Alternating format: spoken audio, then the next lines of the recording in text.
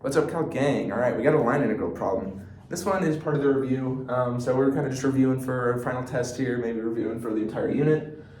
So it gives us a function, and it gives us in terms of ds. So when we have ds, what we need to do is we find the magnitude of the derivative of r of t, basically. So r of t, it kind of gives it to us, but not exactly how you write it. This is just r of t, right?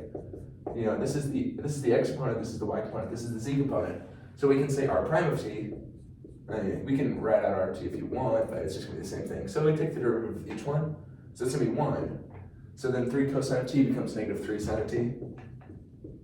And then 3 sine of t becomes 3 cosine of t. And it's on that integral there. So then if you take the magnitude of this, I did it again, I did that earlier. Okay.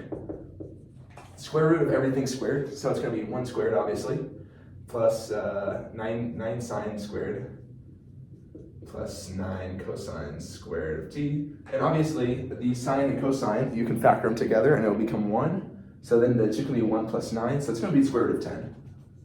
So then what you wanna do is you wanna rewrite your integral, basically, in terms of what you were given. So x is equal to t, y is equal to 3 cosine of t, and z is equal to 3 sine of t. You just plug it right into your equation. So our integral is going to look like this, and it gives us our bounds too, 0 to pi. So y becomes 3 cosine of t. Z becomes 3 sine of t, right? There's a bug in here. All right, and then cosine of x becomes cosine of t.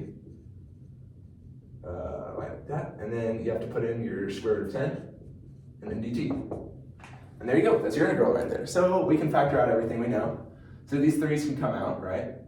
We don't need them, so it'll be 9 square root of 10 on the outside. So then we have an integral from 0 to pi, but then we're left with sine of t cosine squared of t dt. And what you can do here is a u sub, so let's do a u sub. Say u is equal to cosine of t. du will be equal to sine of t, but negative, of course. So then let's reparameterize. U of 0 is equal to 1. U of pi is equal to negative 1. So because it goes from 1 to negative 1, you know, it goes from a positive number to a negative number, you can swap the bounds and put out a negative, which is perfect because it'll get rid of this negative. So let's do it.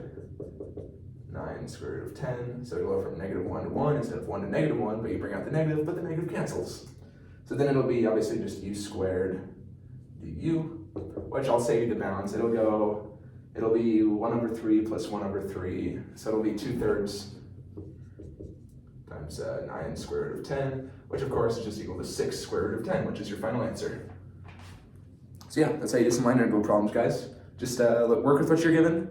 The line integral problems, they're all the same. They're just working with different numbers. So once you figure out one of these, you can figure out all of them. So yeah, good luck on your calc homework. If you're having struggles, subscribe and stick around and watch my videos because I have a lot of line integral problems, trust me. I have like 5 pieces of paper right here. I'm just kind of working through, just figuring out these problems. I've already figured them out, but I'm resolving them for you guys because no one out here doing it like me. It's 8:30 in the morning and I'm solving problems. Let's go. All right, subscribe.